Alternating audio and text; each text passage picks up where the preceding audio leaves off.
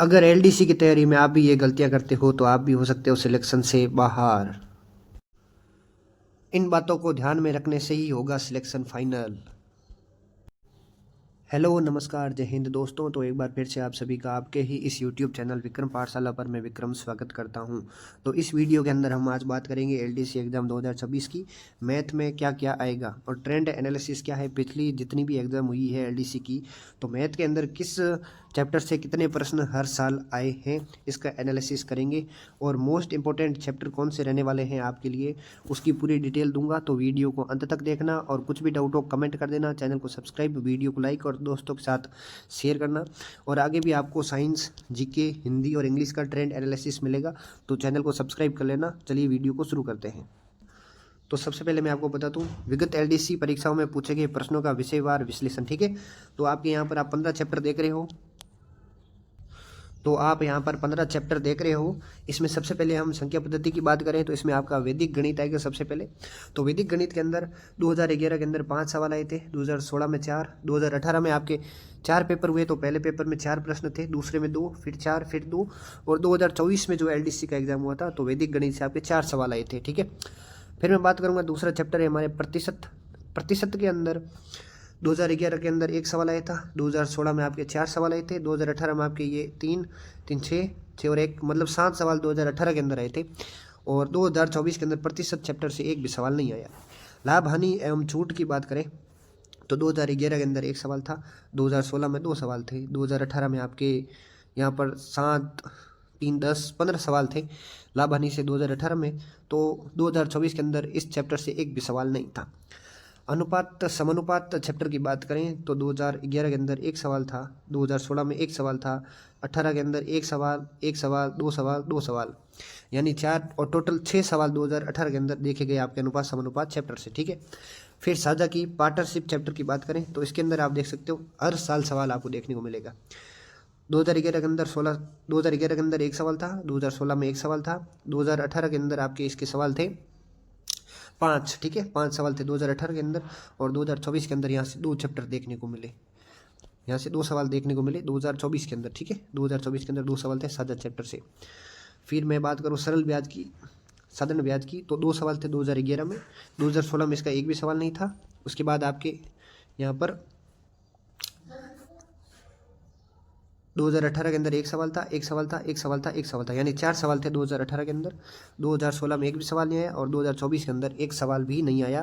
कहाँ से? सरल ब्याज से, साधारण ब्याज से। ठीक है, फिर मैं चक्रवृद्धि ब्याज की बात करूँ तो यहाँ पर 2011 के अंदर 1 सवाल आया, 2016 के अंदर 2 सवाल आए, 2018 के अंदर यहाँ पर टोटल 4 सवाल आए और 2024 के अंदर एक भी सवाल नहीं आया। ब्याज वाले चैप्टर से 2024 के अंदर एक भी सवाल नहीं आया।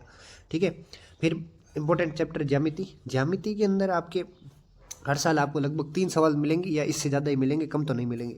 2011 के अंदर ज्यामिति से 3 सवाल आए, 2016 के अंदर 4 आए, 2018 के पहले पेपर में 4 आए, दूसरे पेपर में 7 आए, तीसरे पेपर में 6 आए और चौथे पेपर में 7 आए। और 2024 की जो एग्जाम हुई थी एलडीसी की अगस्त में, उसके अंदर ज्यामिति चैप्टर से आपके 5 सवाल देखने को मिले। ठीक है, फिर मैं लास्ट में आपको इंपॉर्टेंट सवाल बताऊंगा और इंपॉर्टेंट चैप्टर बताऊंगा। ठीक है, फिर क्षेत्रमिति आपके 2D 3D वाले हैं, त्रिभुज, वृत्त, आयत, इनके सूत्र, इनके जो भी प्रश्न है वो।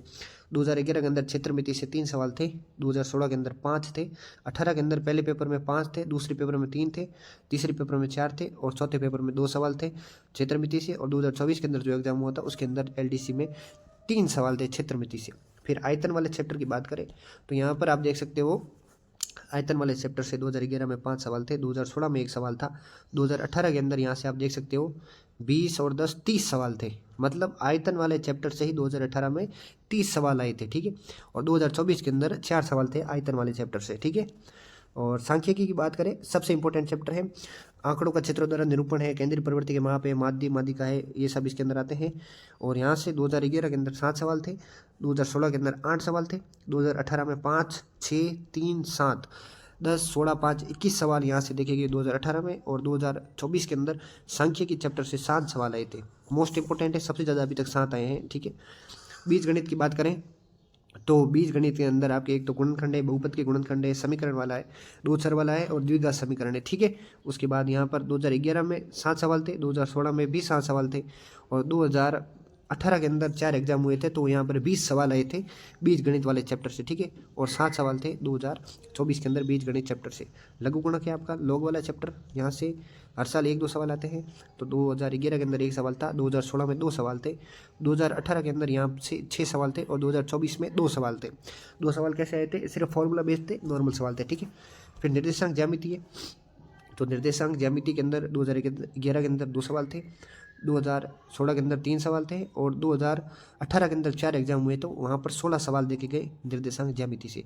2 सवाल थे आपके 2024 के अंदर। और त्रिकोणमिति वाला चैप्टर आपके कॉस थीटा साइन थीटा ऊंचाई वाला, यहाँ पर 9 सवाल थे 2011 के अंदर, और 6 सवाल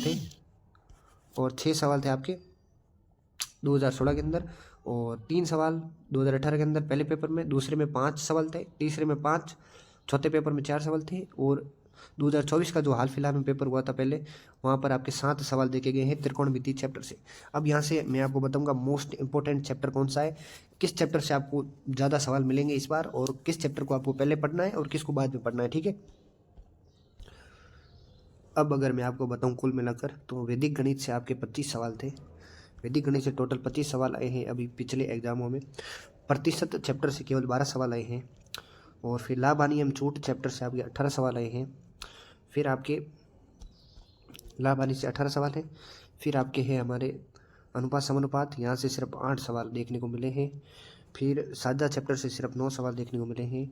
सरल ब्याज से सिर्फ 6 सवाल देखने को मिले हैं। फिर चक्रवर्ती ब्याज से आपको 7 सवाल देखने को मिले हैं।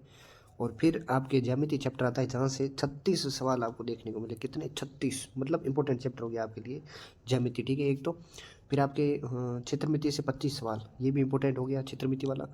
फिर आपके आयतन वाला चैप्टर, यहाँ से 40 सवाल देखने को मिले हैं। कितने? 40, मतलब ज़्यादा फोकस इसके ऊपर भी आपका होना चाहिए, आयतन वाले पे। फिर मैं बात करूँ सांख्यिकी की, सांख्यिकी के अंदर 43 सवाल सबसे ज़्यादा है, 43 सवाल, ये भी इंपॉर्टेंट हो गया। फिर बीज गणित आती है, बीज गणित के अंदर आपके 41 सवाल देखने को मिले, ठीक है, ये भी इंपॉर्टेंट हो गया। फिर मैं बात करूँ आपके लघु गुणक, सिर्फ 11 सवाल है, बेसिक कंसेप्ट के सवाल आते हैं, ये आप देख लेना, ठीक है। उसके बाद आपके निर्देशांक ज्यामिति से 23 सवाल आए थे, और त्रिकोणमिति से आपके 39 सवाल आए थे। तो यहाँ से इंपॉर्टेंट चैप्टर कौन से हैं, इंपॉर्टेंट के अंदर मैं टिक लगा देता हूँ। पहला चैप्टर तो आपके है ज्यामिति, क्षेत्रमिति, सांख्यिकी, बीजगणित, निर्देशांक ज्यामिति और त्रिकोणमिति। मतलब ये 1, 2, 3, 4, 5, 6 और 7 चैप्टर बहुत ही ज़्यादा इंपॉर्टेंट है। ज्यामिति, क्षेत्रमिति, सांख्यिकी, बीजगणित, निर्देशांक ज्यामिति और त्रिकोणमिति। और ऊपर आपके एक वैदिक गणित, वहाँ से 25 सवाल देखने को मिले थे। ये 8 चैप्टर आप घोट ही लेना, यहीं से आपको सबसे ज़्यादा सवाल देखने को मिलेंगे, ठीक है। तो ये पूरा वीडियो था, इसका एनालिसिस मैंने बता दिया है, कितने सवाल किस साल आए और टोटल कितने सवाल आए। उसके बाद इंपॉर्टेंट चैप्टर आपके 8 रहने वाले हैं, ज्यामिति, क्षेत्रमिति, सांख्यिकी, बीजगणित, निर्देशांक ज्यामिति, त्रिकोणमिति और आपके एक वैदिक गणित। ये इंपॉर्टेंट 8 चैप्टर है आपके लिए, यहाँ पर ज़्यादा फोकस होना चाहिए, सारे PYQ आपके कंप्लीट होने चाहिए, ठीक है।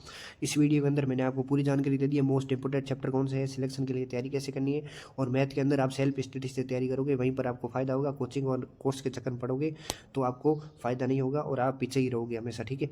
तो इसलिए अपनी सेल्फ स्टडी पर ज़्यादा फोकस होना चाहिए। उसके बाद एक इम्पोर्टेंट बात, अगले वीडियो के अंदर अगर आप कमेंट में बताओगे कि किस चैप्टर से किस टाइप के कितने प्रश्न बन सकते हैं, वो मैं आपको मैथ के अंदर बता दूंगा।